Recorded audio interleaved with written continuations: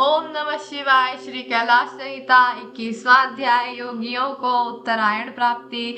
मुनि वामदेव बोले, हे भगवान स्कंद जी, मैंने सुना है कि योगियों का दाह कर्म नहीं किया जाता, उन्हें तो शुद्ध भूमि में स्थापित कर दिया जाता है। क्या यह सच है? तब मुनिवर के प्रश्न का उत्तर देते हुए असुर निकंदन स्कंद जी बोले, हे मुनिवर, यह प्रश्न एक बार महान शिव योगी भृगु ने स्वयं सर्वज्ञ त्रिलोकीनाथ भगवान शिव से किया था। उस समय जो शिव जी ने बताया था वही मैं तुम्हें बताता हूँ। यह परम ज्ञान सब साधारण मनुष्यों के लिए नहीं है। इस ज्ञान को शांत चित्त वाले परम शिव भक्त शिष्य को ही बताना चाहिए, क्योंकि महाधैर्यवान योगी जन ही समाधि अवस्था को प्राप्त कर सकते हैं और वे ही शिव रूप से परिपूर्ण होते हैं। परंतु जो योगी मुनि अपने चित्त अर्थात मन को स्थिर करने में असमर्थ होते हैं और जल्द ही अधीर हो जाते हैं, उन्हें समाधि की अवस्था का ज्ञान प्राप्त नहीं है। ऐसे योगियों को गुरु मुख से शिव जी का ज्ञान जानकर ध्यान करना चाहिए। प्रतिदिन प्रणव मंत्र का जाप करें और भगवान शिव का स्मरण करें, तभी योगी जनों को उत्तरायण की प्राप्ति होती है। 22वां अध्याय।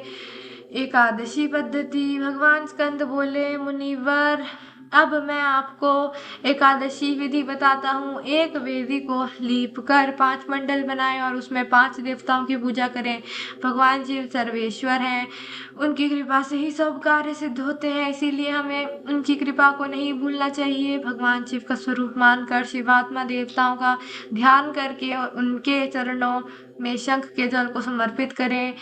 ओम भूर्भुवस्सुवः मंत्र का जाप कर धूप दीप से प्रदक्षिणा कर नमस्कार करें। फिर हाथ जोड़कर प्रार्थना करें कि भगवान आप प्रसन्न होकर यति को शिव चरणों में रक्षित करें। प्रार्थना के पश्चात प्रसाद को कन्याओं को बांट दे। इसके पश्चात यति का पावन श्राद्ध करें, क्योंकि यति का एकादिष्ट श्राद्ध नहीं होता। 4 ब्राह्मणों को आमंत्रित करें, उनके चरण धोकर शिव जी की विधि विधान के अनुसार पूजा कर उनके समक्ष ही ब्राह्मणों को भोजन कराएं। गोबर से लीपे स्थान पर रखे कुश के आसन पर बैठकर कहे कि मैं पिंडों को दान करता हूँ। ऐसा संकल्प करके 3 मंडलों का अपने परमात्मा, अंतरात्मा और आत्मा के लिए पूजा करें।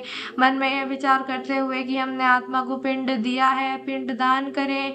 कुश से जल छिड़क कर प्रदक्षिणा और नमस्कार करें। तत्पश्चात ब्राह्मणों को दक्षिणा दें। ऐसा करने के बाद रक्षा के लिए श्री हरि विष्णु की महापूजा करें और नारायण को बलि दें। अंत में वेदों और शास्त्रों को जानने वाले 12 ब्राह्मणों का गंध, अक्षत और पुष्पों से पूजन करें और प्रार्थना करें। कुश आसन पर पायस बलि दें। मुनि वामदेव, यह मैंने आपको एकादश की विधि बताई है। 23वां अध्याय। शिष्य वर्ग का वर्णन। स्कंद देव बोले, मुनि वामदेव, 12वें दिन प्रातः उठकर स्नान आदि नित्य कर्मों से निवृत्त होकर भगवान शिव की पूजा अर्चना करें। मध्याह्न में ब्राह्मणों को निमंत्रण देकर उन्हें भोजन कराएं। मन में गुरु पूजन का संकल्प करें। गुरु के चरण धोकर उन्हें आसन पर बैठाकर कुशाओं और धूप दीप से आराधना करें। गुरु को नमस्कार कर मंत्र का जाप करते हुए अक्षत अर्पित करें। ब्राह्मणों को भोजन कराकर उन्हें आसन पर बैठाएं। फिर तांबुल देकर दक्षिणा में छतरी, पादुका, पंख, चौकी और वेणुदंड देकर उनकी प्रदक्षिणा कर नमस्कार करें। उनके चरण छूकर आशीर्वाद पाकर उन्हें विदा करें। अन्य तिथियों एवं दीन अनाथों को भोजन कराएं। इसी प्रकार प्रतिवर्ष गुरु की पूजा करें। गुरु की उत्तम आराधना से निश्चय ही शिवलोक की प्राप्ति होती है। मुनिवर, वैशंपायन, पैल, जैमिनी और सुमंतु नामक 4 महामुनि तेजस्वी व्यास के शिष्य हैं। वामदेव, अगस्त्य, पुलस्त्य और क्रतु योगी वर सनत कुमार जी के शिष्य हैं। ये सभी मुनि अद्भुत और भगवान शिव के परम भक्त हैं। इन्होंने ही 5 महाभूतों से आवृत वेदांत सिद्धांत का परम निश्चय किया है। यह मोहनाशक, ज्ञानदायक और संतोषदायक है। यह जगत का कल्याण करने वाला और लक्ष्मी प्रदान करने वाला है।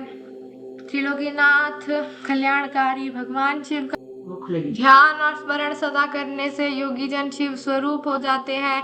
ब्रह्मा विष्णु और शिव का भजन और ध्यान करने से मनुष्यों को मोक्ष प्राप्त होता है तथा उनकी सभी कामनाएं पूरी हो जाती है। कल्याणकारी देवादिदेव महादेव जी की आराधना सभी दुखों का नाश कर सुख प्रदान करने वाली तथा भोग मोक्ष देने वाली है। इस प्रकार वामदेव जी को उपदेश देकर और उनसे पूजित होकर स्कंद देव अपने माता पिता का स्मरण करते हुए कैलाश पर्वत को चले गए। तब मुनिवर वामदेव भी भगवान स्कंद का अनुसरण करते हुए कैलाश पर गए। वहां पहुंचकर वामदेव मुनि ने भगवान शिव पार्वती के चरणों में अपना शीश नवाया। फिर उनके समक्ष पृथ्वी पर लेटकर अपने आराध्य सर्वेश्वर शिव और देवी पार्वती की स्तुति की तथा उनको शीश नवाया। तत्पश्चात भगवान शिव और माता पार्वती की कृपा पाकर वहीं रहने लगे। इस प्रकार आपको ओंकार महेश्वर का अर्थ जानकर इस परम ज्ञान को प्राप्त करके सदा प्रभु के चरणों का स्मरण करना चाहिए। वे कल्याणकारी शिव ही भक्ति और मुक्ति के दाता है। हे मुनीश्वरों, मैंने आपको सब कुछ बता दिया। यह कहकर वे बद्रिक आश्रम को चले गए। श्री कैलाश संहिता संपूर्ण। ओम नमः शिवाय।